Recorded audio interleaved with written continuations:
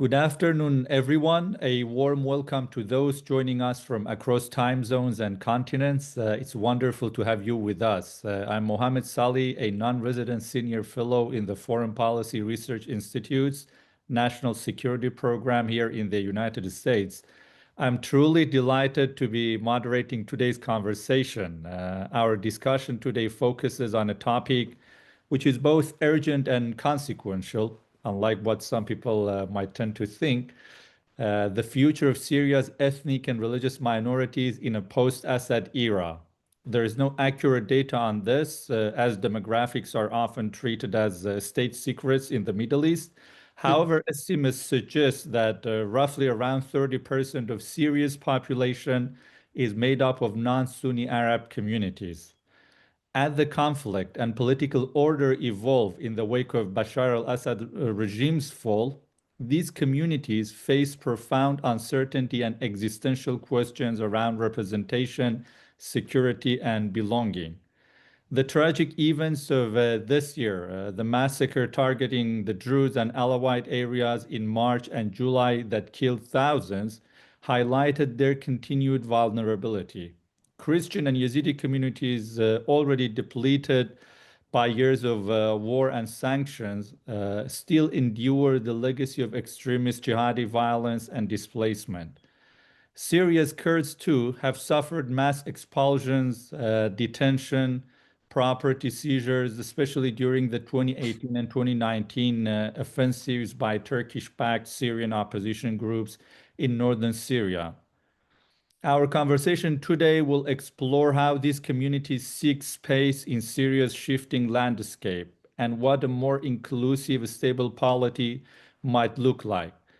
The minority issue is not just moral, but deeply political, with major implications for Syria's domestic balance of power and regional geopolitics, given the interests of Syria's neighbors such as Israel, Turkey, and Iran in the fate and political role of these communities. We'll also discuss how the US can use its leverage to help protect these communities and promote lasting peace. To help us navigate this complex terrain, we are fortunate to be joined by two highly respected voices on Syria and regional affairs. First, Nadine Meinza, co-chair of the International Religious Freedom Roundtable and chair of the Institute for Global Engagement. Nadine previously served as chair of the US Commission on International Religious Freedom. She has traveled to Syria a dozen times over the past 5 years, including just this past August, and played a key role in organizing a major multi-faith conference attended by senior US congressional and diplomatic figures. We are also joined by Sirwan Kejo, a Washington-based journalist and researcher who has written extensively on Syria, Kurdish politics, and militant groups in the region. His analysis has appeared in leading outlets and academic publications, including the Washington Institute for Near East Policy, New Lines Institute, and volumes published by Indiana University Press and Cambridge University Press. Before we begin, a quick note on format and housekeeping. Our discussion will run for about an hour. I will engage our speakers for the first 45 minutes, and then we'll open the floor for roughly 15 minutes of audience questions. So please feel free to submit your questions at any time using the Zoom's Q&A function. We also have a couple of pieces written by yours truly on minorities in Syria and the importance of post-Assad Syria, which I'll share in the chat function shortly. With that, Nadine and Sirwan, welcome. It's a pleasure to have you both with us today. Thank you, Mohammed. It's great to be here. Appreciate you handling this topic and letting me be a part. Absolutely. Nadine, let me start with you. President Ahmed al-Shara of Syria is currently in Washington. He has held meetings with President Trump and members of the Congress and with U.S. business community. You have served in the U.S. government and still have contacts with folks there. Can you tell us to what extent concern for minorities and their future is on the agenda of the current U.S. administration and also the Congress. Is the minority question, in other words, treated as a central or a peripheral concern? You know, fortunately, there's a lot in the administration that I speak with regularly. As soon as I came back in August, I produced notes from a lot of my meetings, and I shared with administrative officials, a lot of members of Congress and their teams. There's a lot of interest, for sure. I do feel, unfortunately, that's still a peripheral issue. This is why the International Religious Freedom Act was passed in 1998 to bring religious freedom into foreign policy. And it's not so much because it's the moral thing to do, but we can't see peace and stability without it. So I think we're at a point right now in Syria where unless there is peace and stability among the different religious communities, we're going to continue having these conflicts. So it really does need to be central as the U.S. looks at foreign policy for Syria. Right. Sirwan, you have covered Syria for years, both during Assad's time and now under the government. You have seen it all up close. How would you assess this government's record so far in terms, and by that I mean the Syrian government's record, the Bashar government's record, so far in terms of the protection, safety, and rights of religious and ethnic minorities in Syria? Has anything changed really in a substantial sense from the Assad era? So the first few weeks, next month is going to mark the first anniversary of the collapse of the Assad regime. And so for the first few weeks and months, I would say, after the collapse of the Assad regime back in December 2024, al-Shara and his government said all the right things, whether it was to the Syrians, the Syrian public, or to the international community, be it regional or international. So I think we're at this point beyond that, especially given, the atrocities, the massacres that you alluded to and against the Druze in southwest Syria, as well as the clashes and the violence against the Alawite community in the coastal region. The government, and of course, that was in parallel of many significant events that happened at the political level. For example, the agreement that was signed between the Kurdish-led Syrian Democratic Forces and Damascus, as well as the adoption of the constitutional declaration, and of course the recent what the Syrian government called the election. I would call a selection process for members of the Syrian parliament. And so far, I haven't seen any sign that this government has the political will or willingness to address these issues at their cores. There have been a lot of meetings with different community leaders, including Druze in the beginning, some of the Druze leaders, certainly with some of the various Christian communities across the country, as well as the Kurds, obviously, and even the Alawites. But I haven't seen an actual willingness in Damascus to engage in terms of translating these kind of talks and discussions into something more tangible. By that, I mean enshrining these, protections, the guarantees that the different communities are demanding within state documents, within these different frameworks that are being formulated and will be the basis for whatever comes next as a Syrian constitution. I have not seen that. Elements within the Syrian government have also shown opposition to certain demands made by these different communities. So overall, it has been a very challenging few months, if you call this a transition. Right. Nadine, as you are very well aware, one of the major debates that has emerged since the fall of the Assad regime is what model of governance, what type of a state structure would be most suitable for Syria, given its ethnic and religious mosaic. And we have seen mixed statements from U.S. officials so far. Initially, it seemed that the U.S. Was opposed to any sort of a decentralization, at least federalism, which was the word that was repeatedly invoked by U.S. officials. But after the violence against the Druze in July, there seems to be more U.S. openness to some kind of decentralization in Syria. Does Washington actually have a preference here, and should it even, play a role in shaping this question? That's a really good question. If we want this Syrian government to be successful, and we want Syria to be successful and to avoid going into war again, I mean, the U.S. needs to be speaking into these things. And it's clear to me that decentralization of some sort, and I do think the Syrians need to figure out what that looks like, is the only way they're going to be successful. And this idea, and I think it was more Ambassador Tom Barak who, and perhaps with Turkey's opinion as well, was against federalism. But really, we're talking about a unified Syria. This is how you unify Syria. My fear is at this moment, I mean, I was all through Syria in August, and I went in Christian villages and stumbled upon the fact that all the mayors are from Idlib and HTS, all the municipal employees are from HTS.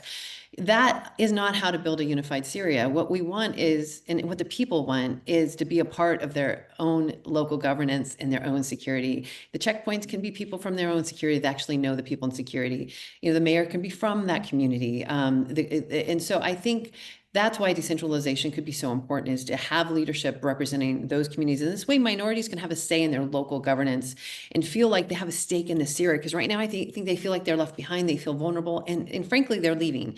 And I did we published an article with Ambassador Sam Brownback on Sunday in Fox News about the Christian community in particular, how they're going to leave unless decentralization and some of these things are done.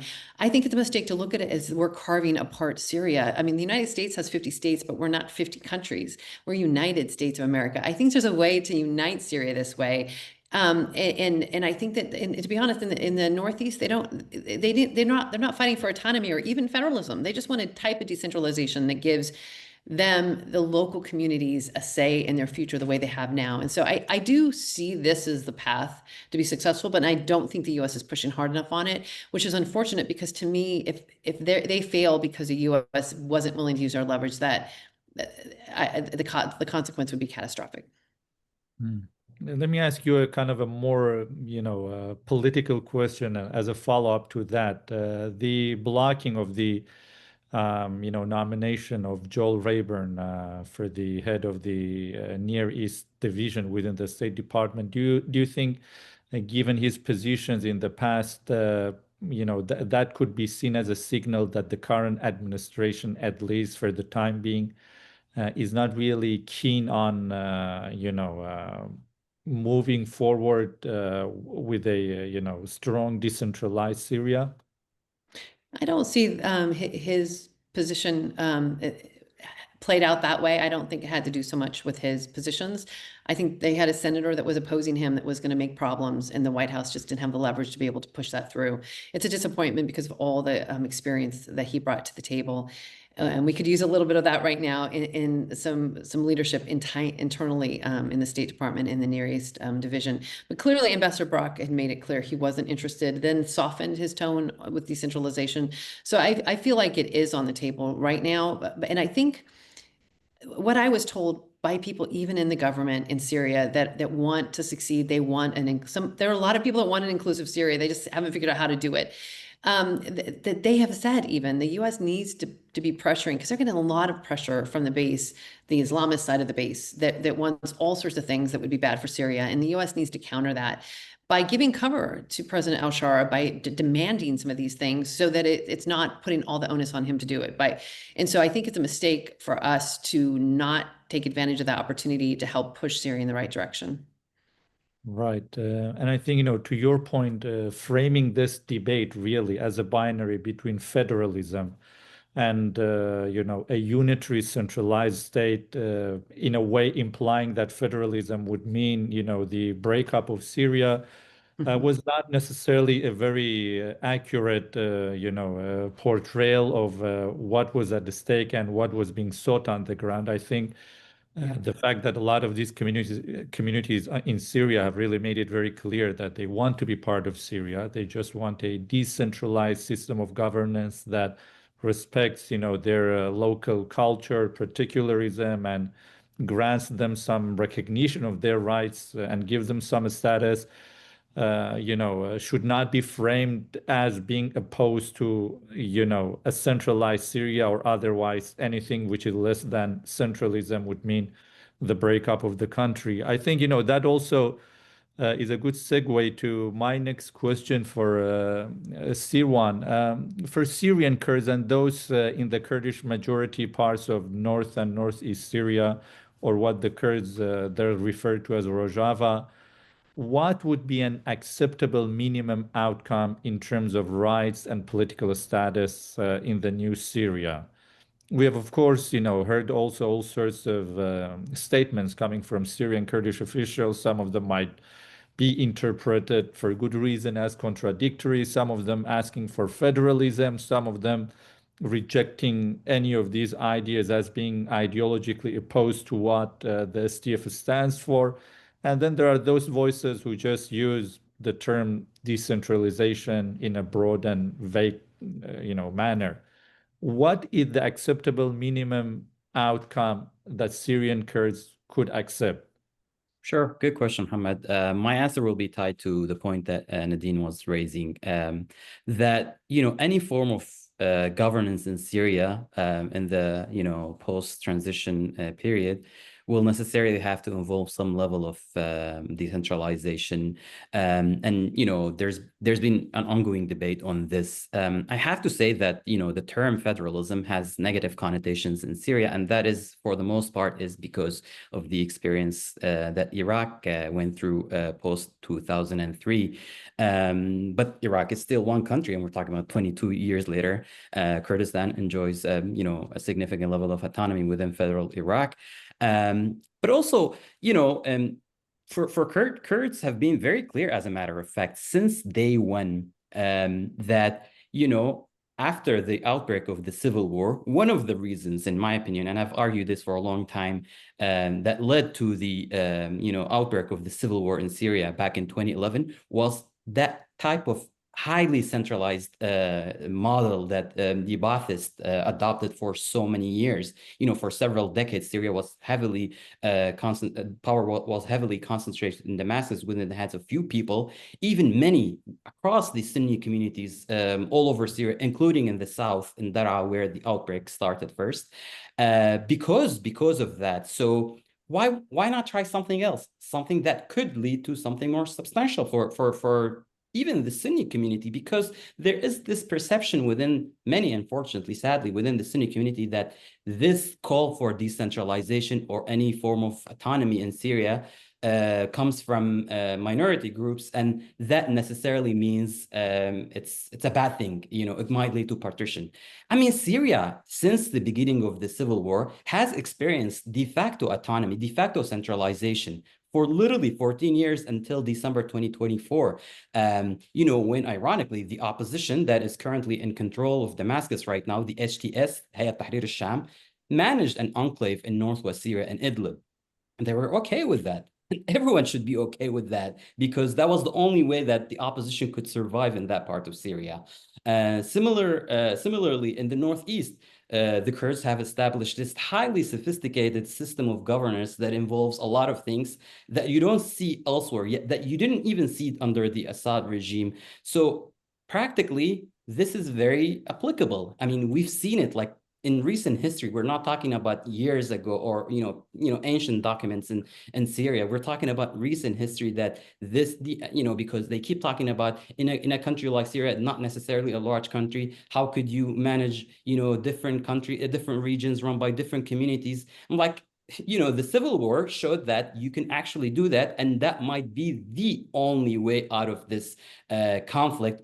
A conflict which, in my opinion, hasn't ended with the collapse of the Assad regime. It has only entered a new phase, and the only way to get out of it is to create a model that all communities can see themselves included in. And like Nadine said, what these different communities are calling for are something like really is enshrined even in the previous constitution, in the administrative autonomy that even the Assad government of all people actually advocated for right after the start of the conflict back in 2011. So there must be a recognition by those folks in Damascus, by people here in Washington, that Syria cannot go back to the highly centralized system that it was once ruled by, because Syria was never meant to be a centralized country. And I think this is the point that we need. I know it sounds like a broken record. We keep talking about that, but people need to understand that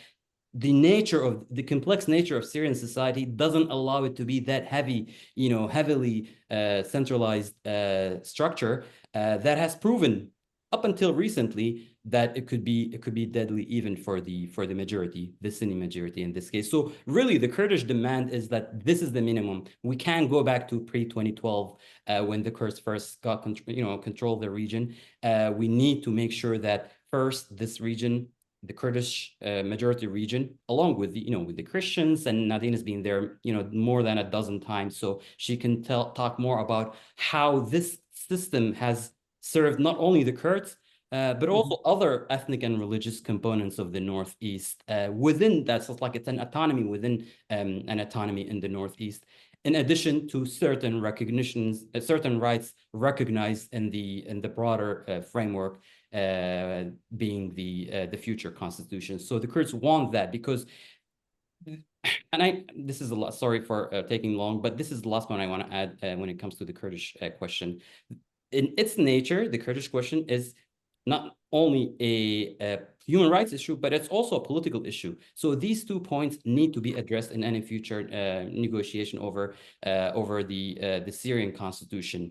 Kurds have been deprived for decades from the basic rights, like the right to speak their language and teach it to their children. The right to have a level of representation at the national level. These things need to be enshrined, not only for the Kurds, and luckily we have Kurdish voices that are talking about a model that could be replicated, that could be a blueprint for other parts of Syria, something that is not necessarily confined to the Northeast, but something that could be duplicated in other parts of the country. And I think that's something that Syrians should and could talk about in the future.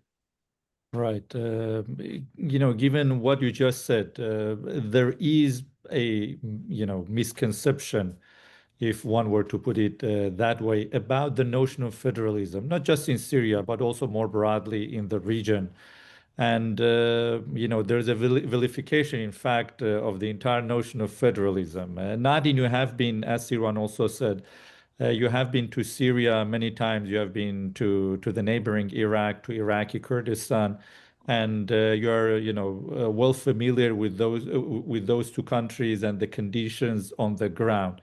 From what you have seen in both northeast Syria and also in Iraqi Kurdistan, does the argument that some manner of decentralization works to the detriment of those countries actually hold any close scrutiny, or the evidence on the ground actually suggests otherwise, despite all the problems that exist in these places?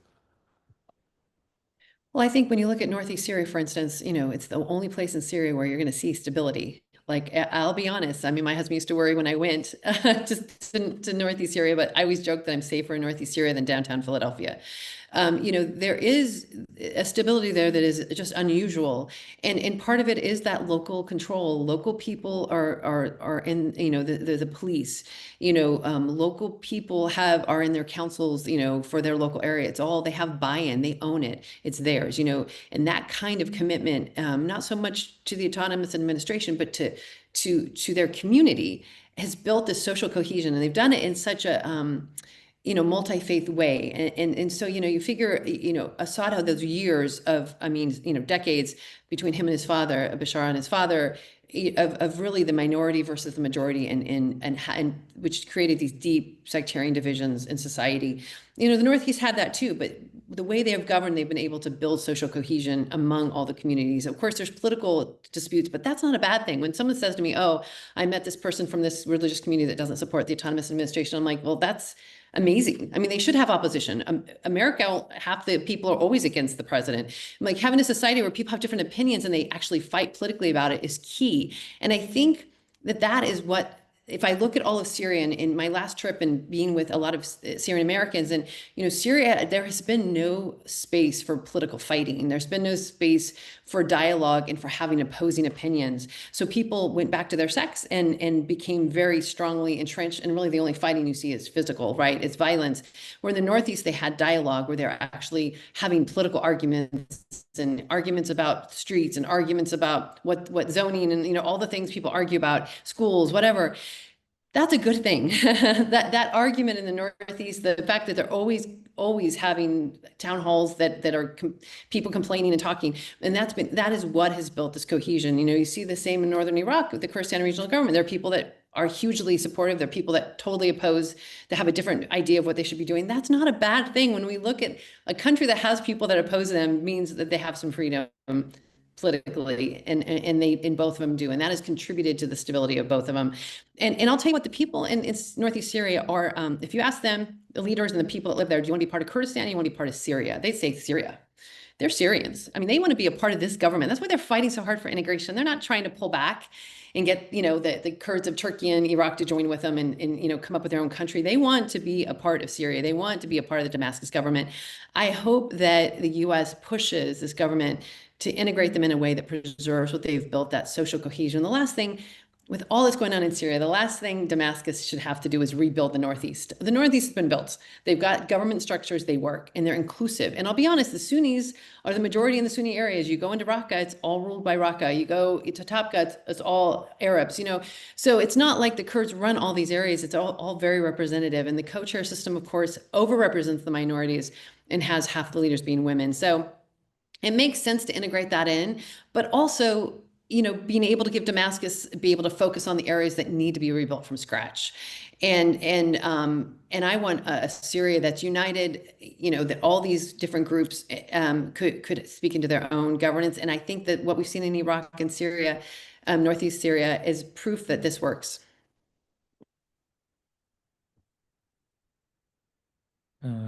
Great. So, just a reminder to our audiences that you can submit your questions at any time using Zoom's Q&A function.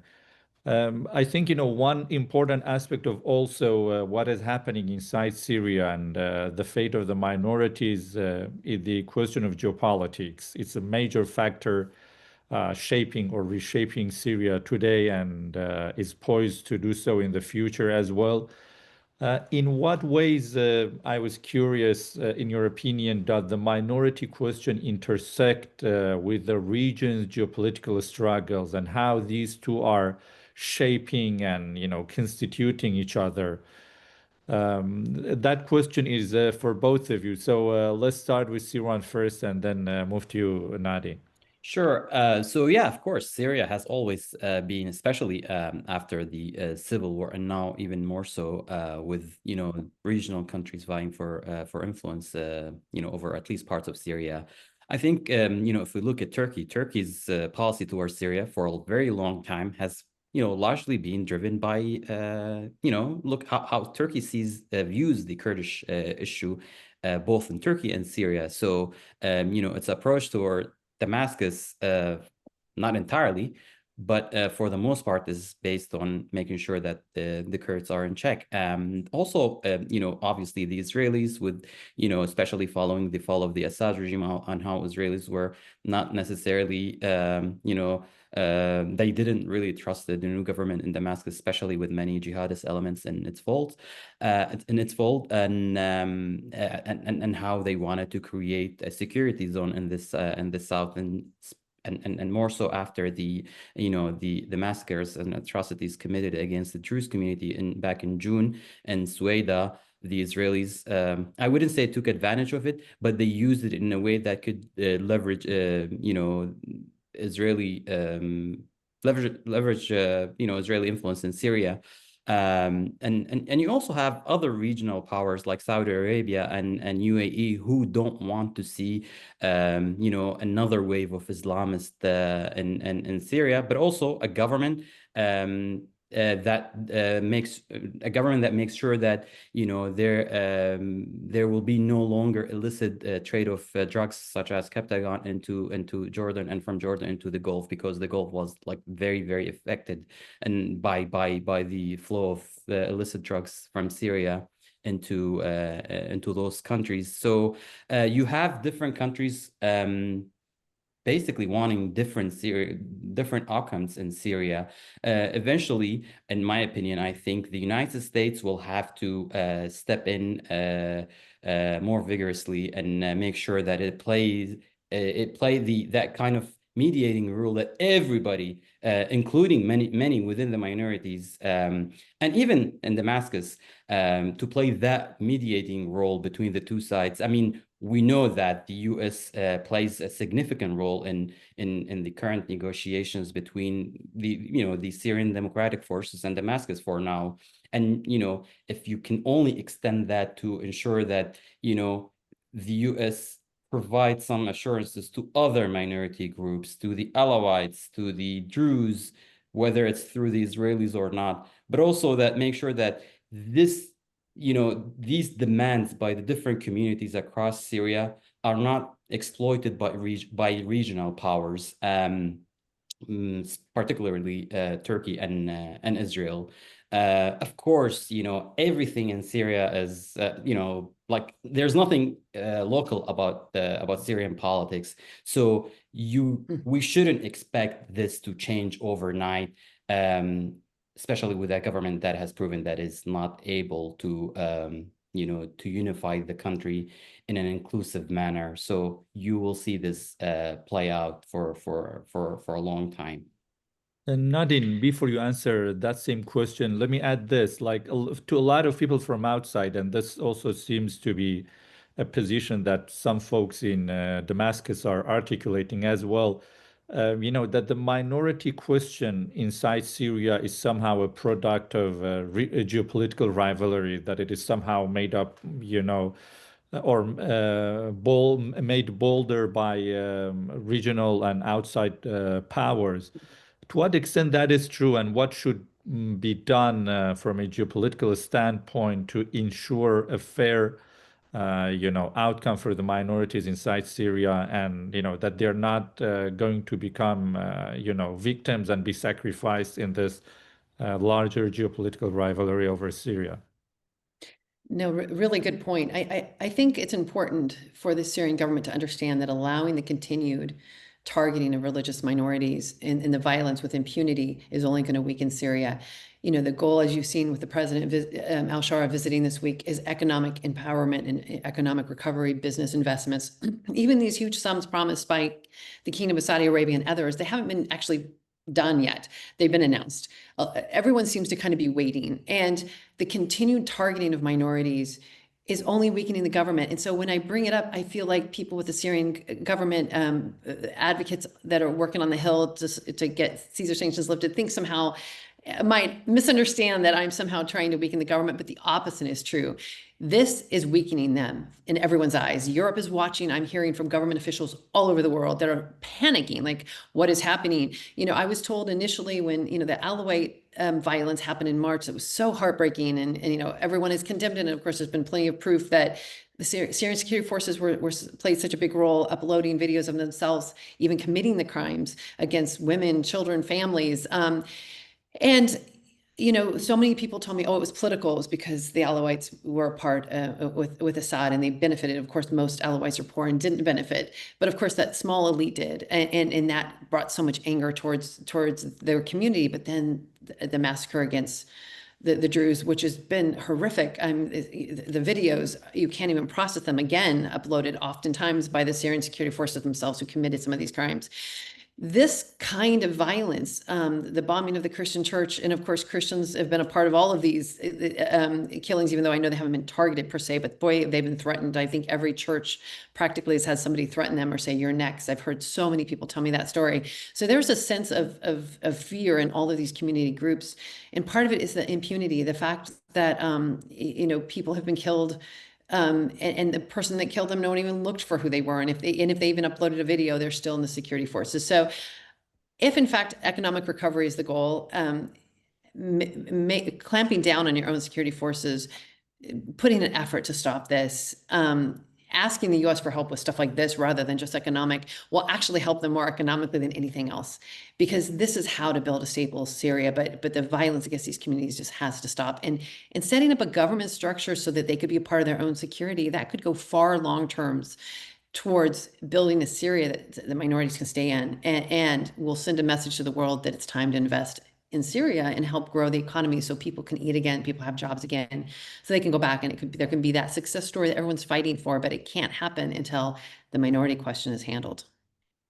And Right. Ahmed, if I may add to what Nadine just said, something that is often overlooked, that how, hate speech has increased dramatically since the fall of the Assad regime. I mean, Assad was in no way a protector of minorities, but at least within the official state narrative that was tightly controlled by Damascus, there was a level of understanding that you can be direct in targeting different groups that no longer exist in Syria. You look at the state media. I mean, just like a couple hours before we start this panel, I was watching a show on state channel, the official state channel. The main anchor basically of prime time making fun of the Druze, like explicitly. I mean, you only exacerbate, and most of Syria get their education from watching TV, and now more so state TV channels. So you're creating that environment where you're explicitly allowing people to be hateful toward the Druze, the Alawites, and the Kurds, and the Christians to a lesser degree. But there is that level of narrative that is really shaping up a very dangerous precedent in Syria. I mean, Syria's sectarianism and these different sectionalism, regionalism has always been part of the problem in Syria since the foundation of the modern state back in 1920. But I haven't seen, since I've been following Syria for the past couple of decades, that level of explicit hate tailored toward minorities. This is something that we should definitely take seriously, because it could mean more massacres, more violence against these more vulnerable communities across the country. Right. Well, that's very unfortunate. And I think, the fact that some of this rhetoric is being espoused on official state channels, and if you're also on social media, a lot of accounts that are pro-government or pretend to be pro-government, spew a lot of the same, type of hateful rhetoric that really brings into question or casts, doubts over the sincerity of at least some folks in the government when it comes to the treatment of the minorities. But let me get also to another important question regarding Caesar sanctions, which has become really the central issue in the US-Syria relations today, and especially with President Ahmed Bashar's visit to Washington now. To what extent and in what ways, Sirwan, do you think, the removal or conditional removal of these sanctions should or could be used or leveraged to secure better outcomes for minorities along, with other Syrians? I think, it would be very difficult to find anyone who would say, let's keep the sanctions as they are. I think the vast majority of people would be against them inside and outside Syria. But how could, this process of removing sanctions be actually used to achieve a better outcome for the minorities? Well, first of all, I think Mr. Bashar and his delegation was in town for, this lifting sanctions, or lobbying for the total lifting of sanctions.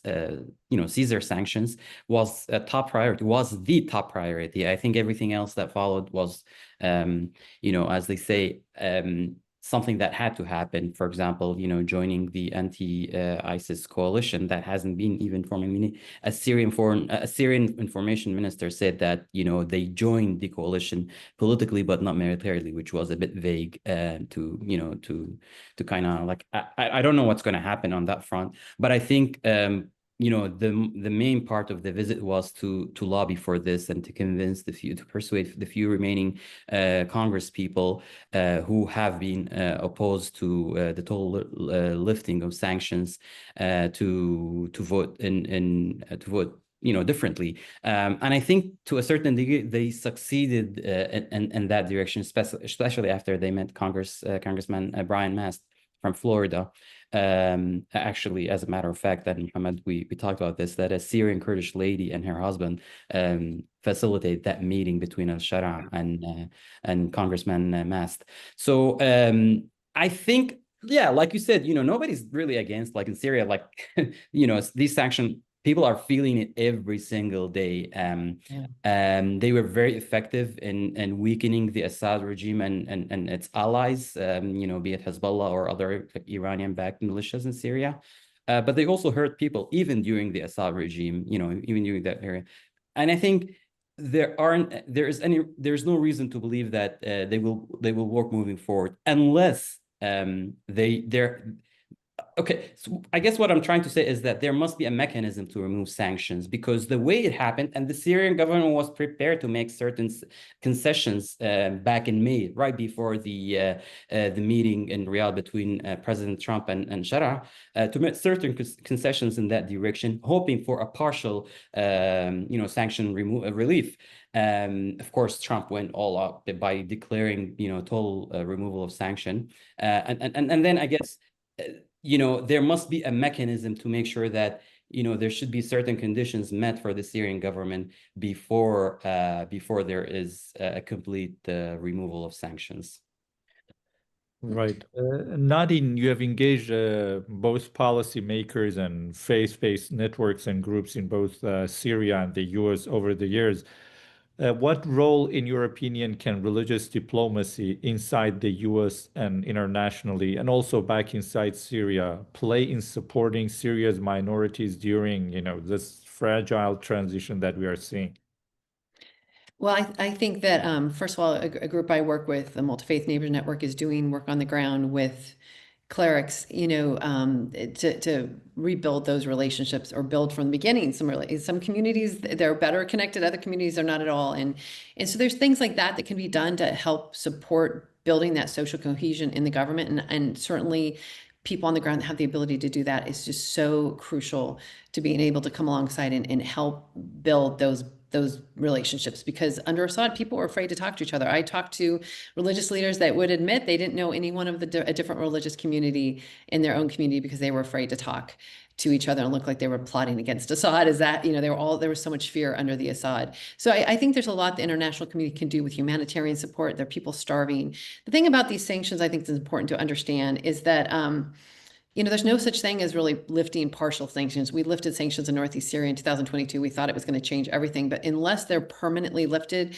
governments, banks, they just won't engage. There needs to be a clean, and that's what makes this so difficult, because there's this sense of, well, how about if we just do it halfway and then they'll get some support, but we can still hold their feet to the fire. But unfortunately, the way sanctions works is, and believe me, I've talked to banks, I've talked to businesses, they won't engage unless it's a clean sweep. They're gone for good. And so these Caesar sanctions are not normal sanctions. They were meant to destroy a government. I think there's an understanding in Washington and in Syria that this government will not succeed with Caesar sanctions, full stop. No government can. They were created to destroy a government. I'm a big fan of targeted sanctions. I was sanctioned by the Chinese government because we targeted some of their leaders and they were furious because they hurt. And, your kids can't go to the West. All these different things happen when you're sanctioned personally and your family gets sanctioned. I think there are ways to hold their feet to the fire that don't hurt the people. And I know so many in Washington don't want them lifted because they think it'll be leveraged. But when I'm on the ground in Syria, there's not a person I've met that wants sanctions on our country, because people are very close to starvation in some areas. There's no jobs. So, I think there's a way that the U.S. could quickly put sanctions on, lift the Caesar sanctions, but have plenty of tools to be able to quickly do something else if needed, to be able to have that retribution. I would hope instead that they'd engage with this government, get guarantees, and say, we're going to do all these things, but we want decentralization. We want a new constitution that actually makes equal citizenship. I mean, that was the big thing that everyone wants in Syria when you meet with them, is they don't want to be marginalized, they don't want to be favored, they want to be equal. And the Constitution now just doesn't do that. It only favors one community. It has the name of the government is the Syrian Arab Republic. These are some things that can be done that help Syria move in the right direction, and everyone wins because this would make Syria successful, and the minorities would be able to stay. Right. I think to your point, as genuine and serious the concerns of Syrian minorities are, for their continued existence on Syrian soil and, rights and other matters, the way that the government has acted so far, whether it is the violence on the coast and in the south, and, the official milestones in the transition, such as the formation of the government, the nomination of the president, the constitutional declaration, and the parliamentary elections. And none of these have really, inspired any, sort of belief among the minority that, the government is actually taking steps in the right direction. I think all of that has only aggravated the concerns. With that, let's go to the questions from our audiences. We have one question from David Romano, and I'll pose this question to both of you. So he said that recently Syria's new foreign minister, Asad al-Shaybani, said that the al-Shara government could support administrative decentralization, but not political decentralization. What do you think he meant by this? Is he thinking of an administrative decentralization where the different regions of Syria can decide if garbage pickup is on Mondays and Wednesdays or Tuesdays and Thursdays, while all real power and security is monopolized by the government in Damascus? Or is he saying, that the new authorities in Damascus are willing to accept a non-sectarian sort decentralization based on geography? Siran, do you want to go first, and then Nadi? Sure, yeah. So I think it means two things. This is an excellent question. I think, administrative decentralization is has less negative connotations in the Syrian context, also because it was used for a while by the former regime of Bashar al-Assad. As I said, it was when it was ratified in the 2012 constitution. So there was an addition to that to basically enhance the local administrative law that was adopted a year before that. So I think in 2011. I think it meant to serve two purposes. One is to tell the Syrian people gradually, because initially, if you all remember, at the outset of the, like this new regime, they were so opposed to, everyone would talk about, how decentralization is a bad thing, including even the defense minister, who has nothing to do with such matters. Everybody in the Bashar government was opposed to that. But now you see that gradual acceptance. So I think this is part of their messaging, that there is a realization in Damascus that you can move forward, you can govern, you can secure international recognition without a sort of decentralized governance. And so let's prepare our people for that purpose. Like, okay, decentralized, it could be administrative, maybe not political, but it could also mean that this is what they really want in Syria. And if you look at in my opinion, if you look at the ladder of, like decentralized governance, I think the administrative the decentralization would be at the very bottom. Political decentralization would be somewhere at, near the top. So I think this is what he wants. So like, we're willing to make certain concessions, but only minimal one, as long as, engage us with the international community and give the image that we're engaged with the different communities, demanding such, seeking such demands. Like I said, it could be a way to tackle two issues at once. Right. Nadine? Yeah, I think the administrative decentralization, let people decide their own potholes, but they can't have a say in bigger government things, just makes no sense. I think there's this fear, they see the Northeast, you see Suwaida, and you think, okay, we're going to divide up Syria by sectarian, and it's really not the way it's divided right now. I mean, Christians are scattered everywhere. There's no Christian area. There's the Valley of the Christians, but it's probably not even majority Christian anymore, right? There's Christian villages, but there's Alawite villages and Sunni villages. They're all kind of mixed together. You have obviously some more Alawites, but also Christians mixed in there. The Suwaida maybe more Druze, but of course, majority Druze, but Christians mixed in.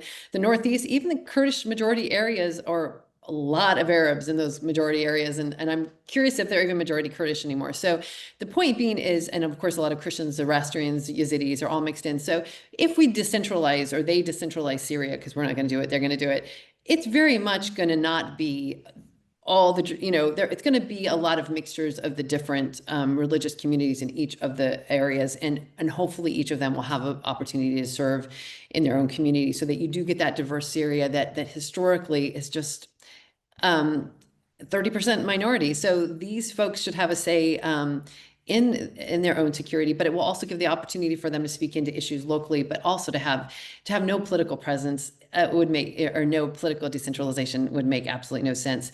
But I think this is, them trying to gain control of the country. If you look at a map of who controls what, it's actually shocking how little HTS controls or the Syrian government controls of Syria at the moment. And they're trying to get their arms around it and trying to be strong.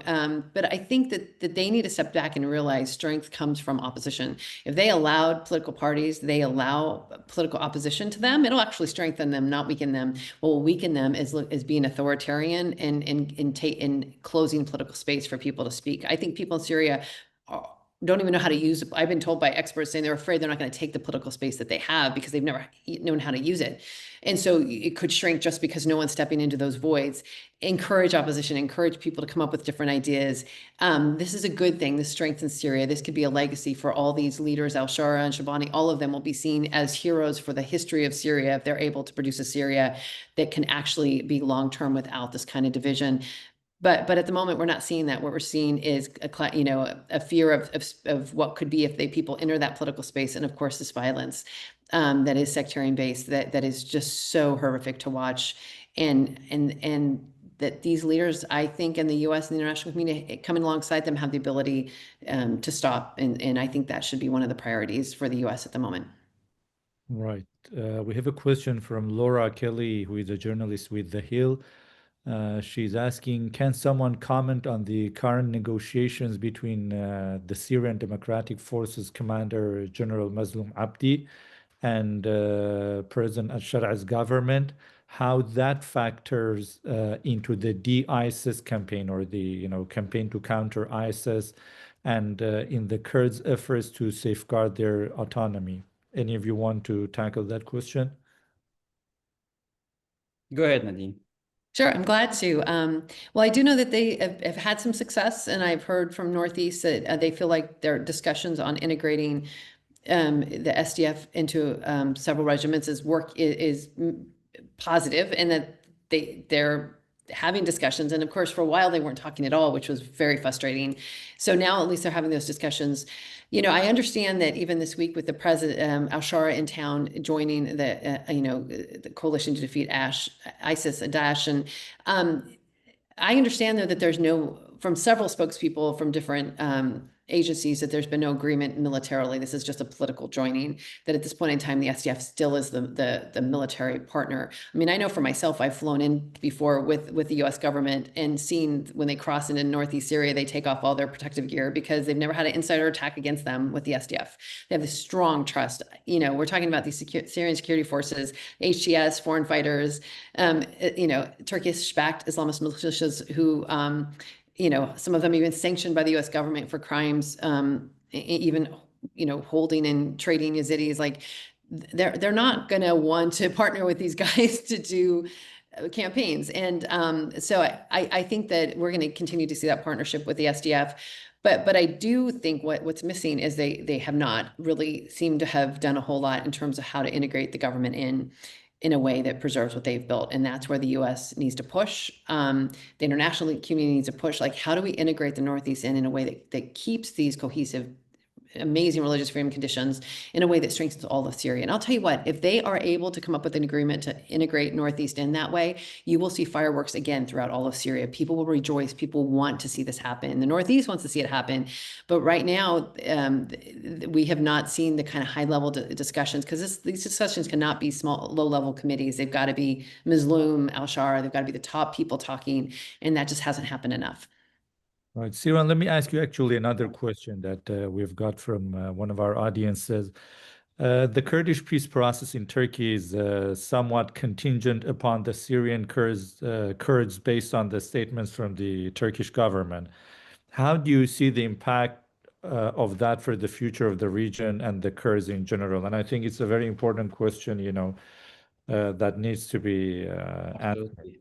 Yeah, definitely. I think, the Syrian Kurdish leadership has expressed this after, a couple of calls from the imprisoned leader of PKK, Abdullah Öcalan, that we support this peace process in Turkey between the PKK and the Turkish government, but we're not part of it because we're not part of the PKK. And they made clear that, they made it clear over and over again, because this is what the Turkish government wants to do, is to tie the peace process in Turkey to the integration process between the SDF and the Syrian military.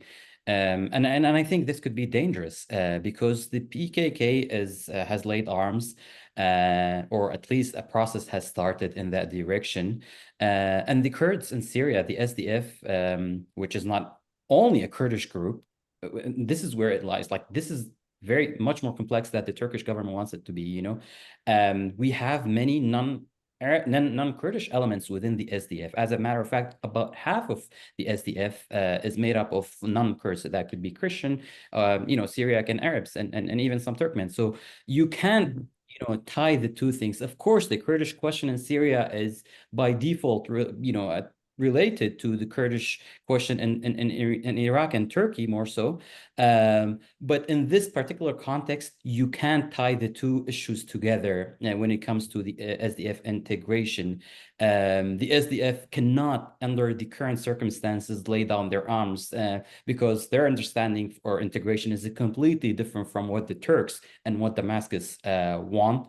The reality on the ground is, of course, different. If you compare the two forces, the Damascus, the patchwork of different militias and jihadists versus the much more disciplined and highly organized SDF, it's completely different. You can't even do the comparison. So it will have some level of impact, but I think both sides have, even Öcalan says that, Rojava, the northeast of Syria, is a red line. We're not talking about that. That can be part of the conversation in Turkey. Right. Nadine, my last question for you very briefly. We have seen, the Druze being alienated, especially after the July violence. And the main Druze leader, Sheikh Hikmet al-Hijri, has gone as far as calling for independence and not just autonomy for the Druze.